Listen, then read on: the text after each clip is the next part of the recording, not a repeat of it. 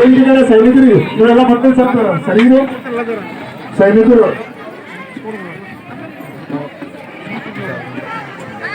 ಎಲ್ಲ ಸೈನಿಕರು ತುಂಬ ಕೂಡುತ್ತ ಮಾಡಿ ಸಂತೋಷ ಸಂತೋಷ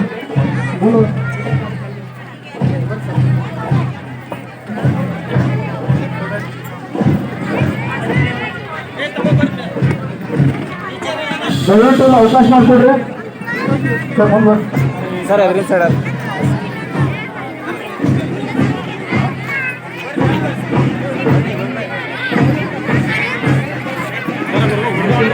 ಮಕ್ಕಳು ಸಂವಿಧಾನ ಪೀಠಿಗೆ ವೇದಿಕೆ ಮುಂಭಾಗದಲ್ಲಿ ಸೈನಿಕರಿಗೆ ಅವಕಾಶ ಮಾಡಿಕೊಡ್ಬೇಕು ಆಸಂದು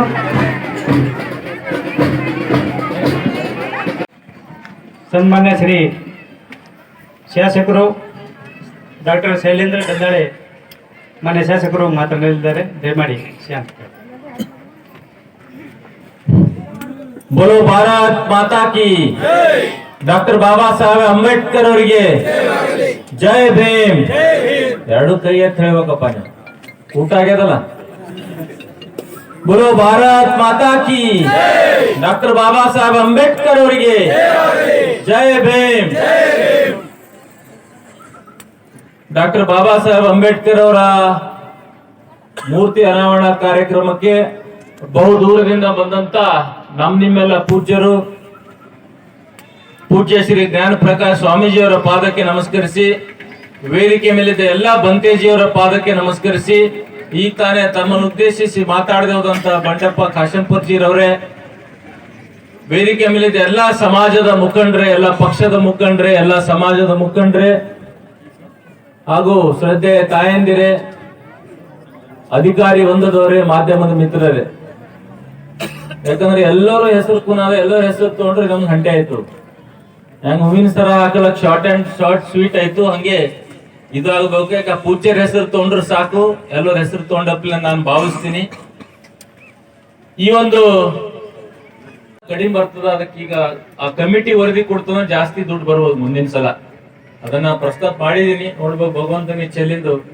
ಡಾಕ್ಟರ್ ಬಾಬಾ ಸಾಹೇಬರ ಇಚ್ಛೆಲಿಂದು ಮುಂದಿನ ಸಲ ಹಣ ಜಾಸ್ತಿ ಬರ್ತದೆ ನಾನು ಅನ್ಕೋತೀನಿ ಇಲ್ಲಿ ಒಂದ್ ಧ್ಯಾನ್ ಮಂದಿರ ಕಡೆ ಯಾಕಂದ್ರ ಆಲ್ರೆಡಿ ಒಂದ್ ಅದ ಮತ್ತ ಅದಕ್ಕೆ ಅನುಕೂಲ ಆಗ್ಲಿಕ್ಕೆ ಏನು ಮಾಡ್ರಿ ಧ್ಯಾನ್ ಮಂದಿರ ಮಾಡ್ರಿ ಅವ್ರ ಬೇರೆ ಅಡಿಗೆ ಕೋಣೆ ಮಾಡ್ರಿ ಇಲ್ಲ ಒಂದ್ ಸುಮ್ ಮದುವೆ ಮಾಡಕ್ ಕಲ್ಯಾಣ ಮಂಟಪ ಮಾಡ್ರಿ ಒಂದ್ ನನ್ನ ಅನುದಾನದಲ್ಲಿ ಈ ವರ್ಷದ ಕೋಟ ಖತಮ್ ಆಗ್ಯದ ಮುಂದಿನ ಮೇ ಜೂನ್ದಾಗ ಒಂದ್ 20-25 ಲಕ್ಷ 100% ಇರ್ತೀನಂತ ಪ್ರಮಾಣ ಮಾಡಿ ಮಾಡ್ತಿರ್ತೀನಿ ಅದಲ್ದೇನೆ ಮೈನಾರಿಟಿ ಡಿಪಾರ್ಟ್ಮೆಂಟ್ ನಾನು ಕೂಡ ಪ್ರಯತ್ನ ಮಾಡಿ ಅಲ್ಲಿ 50 ಕೊಡ್ತಾರೋ 1 ಕೋಟಿ ಕೊಡ್ತಾರೋ 1.5 ಕೋಟಿ ಕೊಡ್ತಾರೋ ಅಲ್ಲಿಂದು ಆ ಡಿಪಾರ್ಟ್ಮೆಂಟ್ ಯಾವ ತರ ನಾನು ಸ್ಪಂದನೆ ಮಾಡ್ತಾರೆ ಅಲ್ಲಿ ಎಷ್ಟು ಬರ್ತೋ ಅದು ಕೂಡ ನಾನು ಎಲ್ಲರೂ ಪಕ್ಷಾತೀತವಾಗಿ ಎಲ್ಲರೂ ಟ್ರೈ ಮಾಡ್ತೇನೆ ನಾವು ಒಬ್ಬನೇ ಮಾಡ್ತಾ ಅಂತಿಲ್ಲ ಅದು ಎಲ್ಲರೂ ಕುಂತ ಹೋಗಿ ಸರ್ಕಾರ ಮಟ್ಟದಾಗ 50 1.5 ಒಂದು ದೊಡ್ಡದೊಂದು ಧ್ಯಾನ ಮಂದಿರ ಮಾಡೋದು ಮೆಡಿಟೇಷನ್ ಸೆಂಟರ್ ಇಲ್ಲಿ ಮಾಡ್ಬೇಕ ನನ್ನ ಇಚ್ಛೆ ಅದ ಯಾಕಂದ್ರ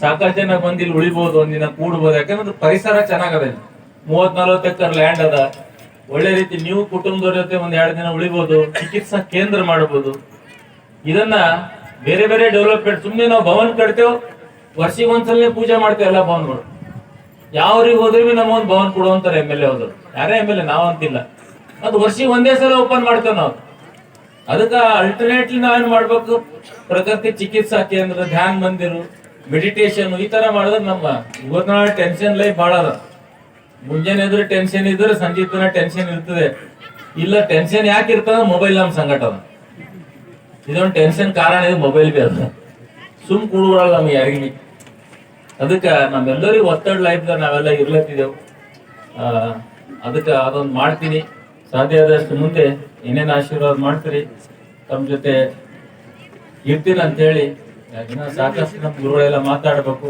ಎಲ್ಲರೂ ಹೊಸವಾಗಿ ನಾನು ಅನ್ಕೋತೀನಿ ನಾನು ಕೂಡ ಸಾಕಷ್ಟು ನಮ್ಮ ನೆಂಟರದಾಗ ಎಂಗೇಜ್ಮೆಂಟ್ ಅದ ಅಲ್ಲಿಂದ ಫೋನ್ ಉಂಟದ ನಾ ಹೋಗ್ತೀನಿ ಇಷ್ಟೊಂದು ನಾನು ಮಾತು ಕೊಟ್ಟಿನಷ್ಟು ಪ್ರಾಮಾಣಿಕವಾಗಿ ಮಾಡಿ ಕೊಡ್ತೀನಿ ಅಂತ ಯಾಕಂದ್ರೆ ಪೂಜ್ಯರ ಸಮಕ್ಷ ನಾ ಹೇಳ್ತಾ ಇದ್ದೀನಿ ಎಲ್ಲೆಲ್ಲಿ ನಾನು ಮಾತು ಕೊಟ್ಟಿನಿ ನಮ್ಮ ಆಶೀರ್ವಾದ ಮಾಡ್ತಾ ಇರ್ತೀನಿ ಇಷ್ಟೇ ಎಲ್ಲರೂ ಅಣ್ಣ ತಮ್ಮರಪ್ಲೆ ಇರೋಣ ಒಬ್ಬರೊಬ್ಬರು ಸಹಬಾಳ್ಕೆರಿ ಆ ಜಾತಿ ಈ ಜಾತಿ ಒಟ್ಟಲ್ಲಿ ಗೊಂದಲು ಜಗಳ ಮಾಡ್ಕೊಂಬಲ್ದೇನೆ ಮನೆಯಲ್ಲಿ ಅಣ್ಣ ತಮ್ಮರು ಚಂದ ಇರ್ಬೇಕು ಸಣ್ಣ ಕಾರಣ ಶುಲ್ಕ ಕಾರಣ ಜಗಳ ಆಡಿ ಸಾಕಷ್ಟು ತೊಂದರೆ ಆಗತ್ತ ನಮ್ಮ ಕ್ಷೇತ್ರದಾಗ ನಾವೆಲ್ಲರೂ ದೊಡ್ಡ ಮನಸ್ಸು ಮಾಡಿ ಅಹಂಕಾರ ಸಿಟ್ಟು ಒಂದು ಹೊಟ್ಟೆ ಕಿಚ್ಚಿಬಿಟ್ಟು ಒಳ್ಳೆ ರೀತಿಯಲ್ಲಿ ನಮ್ಗೆ ಒಳ್ಳೆ ಜೀವನ ಮಾಡ್ಬೇಕಂತ ಇದ್ದಂತ ಎಲ್ಲ ತಾಯಂದಿರಿಗೆ ನಮ್ಮ ಅಣ್ಣ ತಮ್ಮರಿಗೆ ನಾನು ತಿಳ್ಕೊತೀನಿ.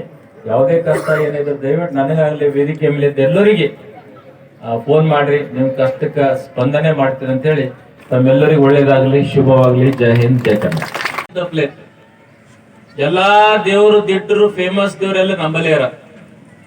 ಚಾಂಗ್ಲೇರೆ ವೀರಭದ್ರೇಶ್ವರ ಹಿಡ್ಕೊಂಡು ಬೌದ್ಧ ಮೌಂಟ್ ತನ, ಬಕ್ಕಪ್ರಭು ಗುಡಿ ತನ, ವೀರಭದ್ರೇಶ್ವರ ಗುಡಿ, ಈ ಕಡೆ ಮಂಗಲ್ಗಿದು ಮುಸ್ಲಿಂ ಸಮಾಜದ ಗುಡಿ, ಕಮಠಾಣದ ಜೈನ್ ಗುಡಿ, ಅಣದೂರ್ದು ಬೌದ್ಧ ಮಂದಿರು, ಇಲ್ಲಿ ಬೌದ್ಧ ಮಂದಿರು, ಮತ್ತ ಇಲ್ಲೇ ಬಾಜು ಬಸವೇಶ್ವರ ಗುಡಿ ಅದ, ಇಲ್ಲೇ ಕೆರಿ ಬಾಜು ಸಿಂದಗಿರಿ ಬಸವಣ್ಣ, ಭೋಗಿ ಭದ್ರೇಶ್ವರು, ಹಿಂಗ್ ಸಾಕಷ್ಟು ದೇವರು ಮತ್ತ ಪ್ರಸಿದ್ಧದಂತ ಮಹಾನ್ ಪುರುಷರು ಈ ನಮ್ ಬೀದರ್ ದಕ್ಷಿಣ ಕ್ಷೇತ್ರದಲ್ಲಿ ಅದ.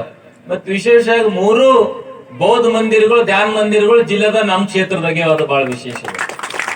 ಒಂದು ಮನೆ ಕೇಳಿ, ಒಂದು ಅಣದೂರು, ಒಂದು ಸಂಶಯನಗರ. ಅದಕ್ಕೆ ಇಲ್ಲಿದ್ದಂತ ಎಲ್ಲ ಮತದಾರರು ನಾವು ಎಲ್ಲರೂ ಬಹಳ ಪುಣ್ಯವಂತರ ನಾನು ಭಾವಿಸ್ತೀನಿ. ಜನರ ಆಶೀರ್ವಾದ ಮಾಡಿದ್ಮೇಲೆ ಬಹಳಷ್ಟು ಕಾರ್ಯಕ್ರಮಗಳು, ಕಾರ್ಯಗಳು, ಸಮಾಜಮುಖಿ, ದೀನ್ ದಲಿತರ, ಕಡು ಬಡವರ ಬಗ್ಗೆ ಸಾಕಷ್ಟು ತಮ್ಮ ಆಶೀರ್ವಾದ ಮಾಡಿದ್ಮೇಲೆ ಮಾಡ್ತಾ ಇದ್ದೇನೆ, ಇನ್ನು ಮಾಡ್ತೀನಿ ಅಂತ ತಮ್ಮ ಆಶ್ವಾಸನೆ ಕೊಡುತ್ತಾ. ಯಾಕಂದ್ರೆ ಪ್ರತಿಮೆಗಳು ಎಲ್ಲಾ ಗ್ರಾಮದಲ್ಲಿ ಆಗ್ಬೇಕು. ಮಹಾನ್ ಪುರುಷರು ಬಸವಣ್ಣವ್ರದಾಗ್ಲಿ, ವಾಲ್ಮೀಕಿ ಅವ್ರದಾಗ್ಲಿ, ಡಾಕ್ಟರ್ ಬಾಬಾ ಸಾಹೇಬ್ ಅಂಬೇಡ್ಕರ್ ಅವ್ರದಾಗ್ಲಿ, ಮಹಾತ್ಮ ಬೋಮಗಂಡೇಶ್ವರದಾಗ್ಲಿ, ಇವೆಲ್ಲ ಆದ್ರೂ ನಮಗೆಲ್ಲ ಆದರ್ಶ ಬರ್ಬೋ. ಅವ್ರು ನೋಡಿದಾಗ ಒಮ್ಮೆ ನಮಗ್ ನೆನ್ಪು ಬರ್ಬೇಕು. ಅವ್ರು ನಾವು ಕೆಟ್ಟ ಕೆಲಸ ಮಾಡೋ ಹೊತ್ತಿಗೆ ಅವ್ರು ನೆನ್ಪು ಮಾಡ್ಬೇಕು. ಅವ್ರು ನೋಡಿದ್ರೆ ಒಳ್ಳೆ ಕೆಲಸ ಮಾಡ್ಕೋತ ಹೋಗ್ತೇವೆ. ಎಲ್ಲಾ ಗ್ರಾಮದಲ್ಲಿ ಯಾಕೆ ಮಾಡ್ತೇವೆ ಅಂತಂದ್ರೆ ಅವ್ರ ನೆನ್ಪಿರ್ಬೇಕು. ಅವ್ರ ಆಜು ಬಾಜು ಹೋದ್ರು ಕೂಡ ಅವ್ರ ನೆನ್ಪು ಬರ್ಬೇಕು, ಅವ್ರ ಆದರ್ಶಗಳು ನೆನ್ಪು ಬರ್ಬೇಕು.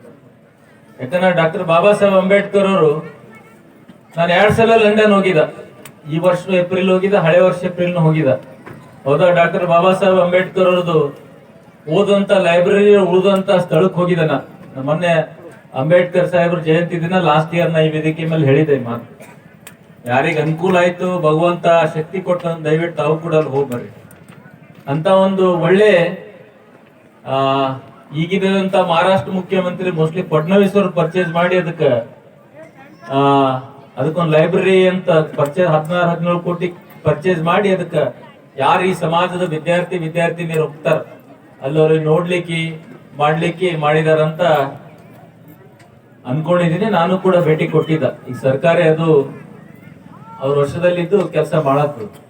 ಅಲ್ಲಿ ಹೋದಾಗ ಬಹಳಷ್ಟು ನನಗೊಂದು ಪಾಸಿಟಿವ್ ಎನರ್ಜಿ ಅಂದ್ರ ಅವ್ರು ಓದಂತ ಬುಕ್ಸ್ಗಳು, ಅವ್ರ ಸ್ಪೆಕ್ಸ್, ಪೆನ್ನು, ಕಾಟು, ಡೈನಿಂಗ್ ಟೇಬಲ್ ಸಾಕಲ್ಲಿ ಹೋದ್ರೆ ಡಾಕ್ಟರ್ ಬಾಬಾ ಸಾಹೇಬ್ ಅಂಬೇಡ್ಕರ್ ಒಳಗ ಹರೇನಂತ ಆ ತರ ನನಗ್ ಫೀಲ್ ಆಗಿ ನಾನು ನನ್ ಕುಟುಂಬ ಹೋಗಿದ್ದ ಜೊತೆ ಅಂತ ಫೀಲಿಂಗ್.